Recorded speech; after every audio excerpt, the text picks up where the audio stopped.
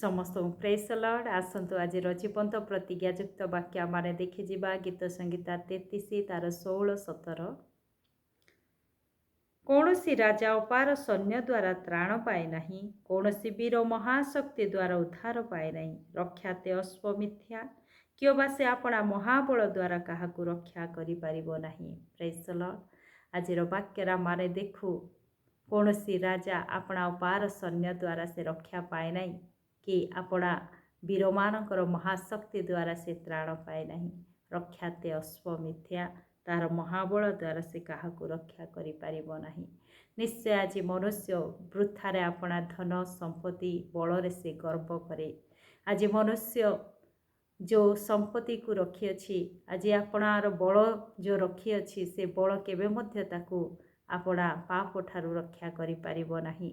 कि अपना से महाबल द्वारा जो वीर मानक से रखी अच्छी से वीर मानकर महाशक्ति द्वारा से केबे मध्य परित्राण पाई परिबो नहीं। आज आमानकर बल आमानकर बुद्धि आमानकर धन को भरोसा करू, किंतु शेषरे से आमान को कौन सी विषय उद्धार करि परिबो नहीं।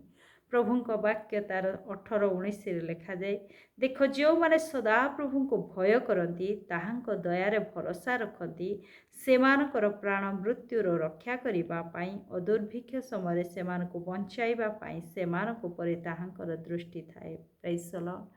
परमेश्वर वाक्य को ये जो माने सदा प्रभु को भय करती ताहांको दयार भरोसा रखती सेमानको प्रभु मृत्युर रक्षा करिबा पाई पुणी दुर्भिक्ष समय सेमानको बंचाइबा पाई सदा प्रभु को दृष्टि सेमानक प्रति अच्छी। Praise the Lord. आज परमेश्वर को भय करुवा लोक मानक प्रति प्रभु से सर्वदा दृष्टिपात करती पुणी सेमानको से परित्राण दियंती सेमानको से पापरु से अभिशापरु से मुक्त करती पुणी परमेश्वर से मानकर जीवन को परित्राण पथरे कढ़ाई नियंती।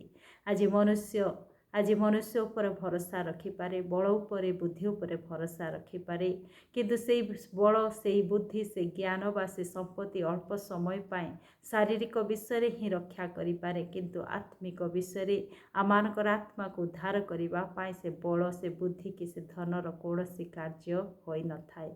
आज आमानक जीवन को उद्धार करिबा पाए आमानक जीवन को परित्राण देबा पाए केवल परमेश्वर ही आमानकर सहाय अटंती।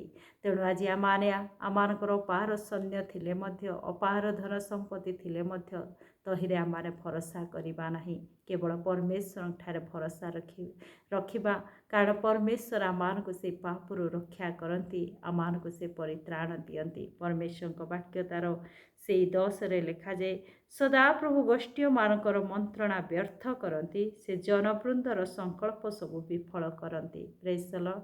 आज आमाने अनेक मंत्रणा करिपारू, अनेक चिंता करिपारू, आज आमाने उद्धार पाइबा पाए परित्राण पाइबा पाए जगतर अनेक स्थान रे बुली पारू, अनेक प्रकार आमाने कार्य करिपारू, किंतु से समस्त विषय वृथा। आज आमाने परमेश्वर निकटवर्ती जदि हेबा आमाने समस्त विषय उद्धार पाइबा रक्षा पाइबा। आज आमानकर आत्मा शरीर प्राण को से रक्षा करिबा परमेश्वर अटती।